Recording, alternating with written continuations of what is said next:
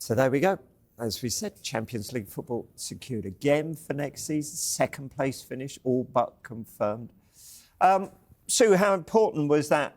It was a big result, given their recent drop-off in the league, wasn't it? Yeah, it was, and obviously against a Champions League rival as well. So they will have desperately wanted those 3 points. And I thought Newcastle started brilliantly. They obviously played the same system that they did against Chelsea, and I felt like Arsenal took a little bit of time to get used to that. Arsenal then came out in the second half and first sort of 15 or 20 minutes did well, got that goal. But yeah, you just feel, will they be disappointed again to finish second? This season, I thought at the start of the season that this could be their year, that they could go on and win the Premier League. But you could say that they got that consistency of finishing second. It's then next season they're going to have to go and really try and get that Premier League title. Champions League semi-final, second in the Premier League. 4 or 5 years ago, that would be considered an incredible success for Arsenal. But in the context of what's gone on in the previous 2 seasons, is this campaign a failure? It's difficult, isn't it, to determine what you'd say is a failure, because from a business perspective, there's been a lot of money earned on the pitch, but the fans don't care about the business side of things. They want medals, they want trophies, they want to make sure that their team is successful. I think probably the biggest or the hardest thing for Arsenal fans to take is that they thought if they could overtake Manchester City, that would be enough. They didn't see Liverpool coming. They didn't realise that it would be Liverpool this year who would win the title. So, I think there'll be whether it's a failure or not. I think it's a failure because you don't win trophies, but on the grand scheme of things, it's been... My big thing when I watch Arsenal is, have they progressed from last year? And I'd say no. I'd say they've gone backwards a little bit. We spoke about it this season. There's not been the same sort of fluidity throughout their season, the way that they've played. I think they've played a different style of football. I think they've relied a lot on the set pieces. I think they've relied a lot on going 1-0 up in a game and sort of sitting back and not really going at teams even more. It's not been successful, I'll go for that. Yeah, I think it's tough, isn't it? Because I think you look at when Mikel Arteta came in and you'd go, well, of course, we've seen progression since then, haven't we? We've seen Arsenal are competing at the top end of the table. They are looking to go and win the Champions League and things like that. But you look at this season and yeah, too many draws for me. Yeah. I think Mikel Arteta came out and said, well, we've had too many red cards, something that they're going to have to look at next season. I think injuries have contributed, injuries to key players, your Saka, your Ødegaard, that sort of right-hand side, Ben White, where we know that they've been really successful. But it's probably too simplistic to say it's just that. I think it's been quite complex, hasn't it, the reasons why they haven't been able to get there. So you just feel if in the summer, Mikel Arteta's backed again, they bring in the players that he wants, that's where they are going to have to then go and win something, aren't they? Interestingly, when you talk about the red cards, I watch Mikel Arteta. I like Mikel Arteta. I think he's a lovely guy. I think he's a good coach, good manager. Is there too much emotion on the sideline? It's very frantic all the time, isn't it? If you watch his technical area, if you ever go to a game and you just watch him, he is literally jumping about up and down. You think, does he push too much emotion onto the players where it spills onto the pitch? I mean, the amount of red cards they've had this year is poor, really poor, and it's cost them a lot of points, which you'd say, would they have been more in a title race? Quite possibly, but I just wonder whether that's something that he might look back on and think, okay, can I calm myself down a little bit more and be a little bit more relaxed himself? 89 points last season, 71, maximum 74 they can get, so potentially 15 or worse points off than last season. Is that because this season's the league is more competitive, or is this a dropout? Because last season, Arsenal, with that points tally, would have won the league. Yeah. There's been plenty of cases of that over the year, hasn't there, where teams who finished second would have won the league, or at the bottom, teams would have been relegated. I read a stat the other day about Manchester United, who are on 39 points now, would have been relegated the year that Blackpool were in the league. Blackpool got relegated with 39 points, also had better goal difference So sometimes it's just the way the league falls and the way it happens. I do think there's been a drop-off from Arsenal. I do. I do think there's been an element where teams are taking more points off each other as well, because the gap is starting to close a little bit in terms of your... It's no longer the top four used to be done and dusted by this point. Now we've got a race where we've got six teams in it, 7 teams. So that's more competitive. Then the race for Europe as well is more competitive. So we are seeing that side of it. Well, it's the idea, isn't it, that Bournemouth still got plenty to play for this season. They did the double over Arsenal, which in years gone by would have been unthinkable for a team going for the title. Yeah, wouldn't it? Yeah, it would have 100%. So there is a lot to look into. The quality of the big thing for me is the quality of managers coming in. I think that's one of the things. If you look at Iraola and what he's done at Bournemouth and the way he tactically sets himself up, most teams used to just sit back and would be happy to sit back and say, oh, if we get beat 3 or 4, we're quite content with that. We're almost playing within our own league. I think there's a feeling now that teams can compete. They can beat teams. They feel like they can go toe-to-toe with them. And I think that's the strengthening of the league. Is it fair to say David Raya has improved this season? Is that fair to say? It kept them in the game, 13 clean sheets. Looks like he could get the award for the most clean sheets in a season, depending on what happens with Forest and Arsenal in the final game.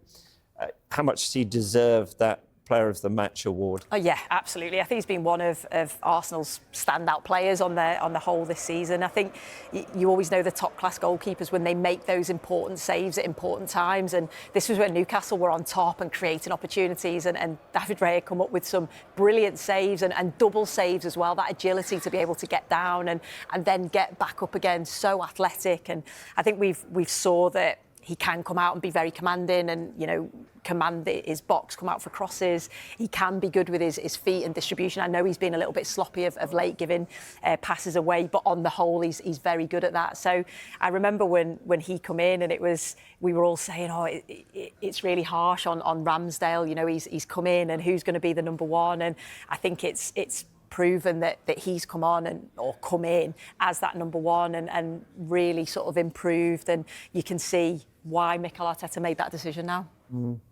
Declan Rice, discuss. I mean, Declan Rice, what comes off your tip of your tongue straight away is those goals in those free kicks in the Champions League. You go, oh yeah. 9 goals, 10 assists for him this season. Where are we at? Is he another player who's improved? This is a difficult one when I think of Declan Rice, because which Declan Rice do I prefer watching? The one at West Ham or the one at Arsenal? I'd say the one at West Ham.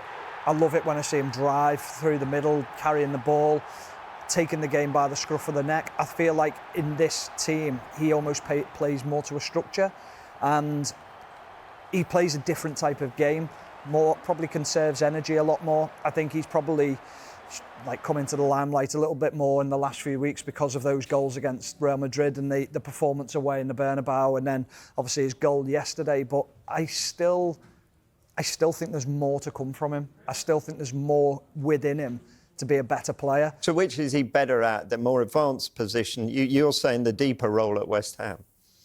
No, I just think he plays a different role, as in he almost realises when there's other players within the Arsenal team where he can offload the ball to them, whereas I feel like at West Ham he felt like he had to take more responsibility and had to do more on his own shoulders and carry the burden of it, if you like. And when he drove through the middle, those driving runs when he used to carry the ball, I don't really see them for Arsenal anymore, because I think it's playing to a structure and playing to a system at Arsenal. So it's just a different role that he's had to take up. Yeah, I think he's been outstanding. I just, when he came for that fee, I think we all looked at the fee and thought, wow, that's a big amount of money. It's a lot of pressure and expectation on him. And the fact that we never even spoke about the money, I think shows what a great job he's done. We know that he can play in those deeper roles, but when he plays further forward, I think that's something Mikel Arteta said. We want to see more goals and more assists and contributing in that final third. And I just think he's such a key player for Arsenal. He's such a leader. You feel like when they need something, of course, we look at Saka and the quality that he provides, but I just feel like he's the one that you really turn to. If you were to pick your team of the season, would he get in it? Oh, that's a tough question. probably would, but you would probably name other midfielders now. But so if you were going to pay 100 million for him, and I'm saying this because I've seen the arguments online, and I'm thinking it's actually a decent debate. What would you rather have, him or Alexis McAllister for 45 million? Moses Caicedo. Or Caicedo. Which is the same kind of figure, or wasn't Lavia. it? Yeah. If you, and I know Lavia's had his injuries, but if you look at those prices, what would you prefer to have in your team? I think they're different types of players, aren't they? McAllister, I think, is outstanding. I love him. I love his relationship with Gravenberch. But is leadership Declan Rice. important? Yeah, and because that's what if Declan Rice, if you go for a leadership, so he's got to be. Yeah. But does that add on 10, 15, 20 million to it? But I think there's another side to it where should he be captain? Would it give him more responsibility in the Arsenal team? Or do we not see something that Odegaard does? Is there a difference in what he's doing around the training ground that they feel like he is the club captain and should be?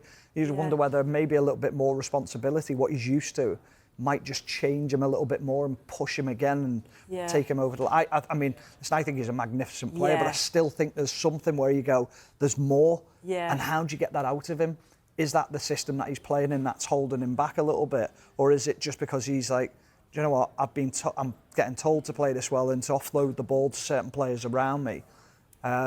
Because so often there's times where, even yesterday in the game, and I'm thinking, there's space there, go on, go. And he doesn't. And I'm thinking, is that because it's almost he's being told not to go because if it breaks down, then he's left that gap and that gap is now empty in midfield? There's so many different things when you look at it, but I think he's a brilliant player, but I think there's more to come.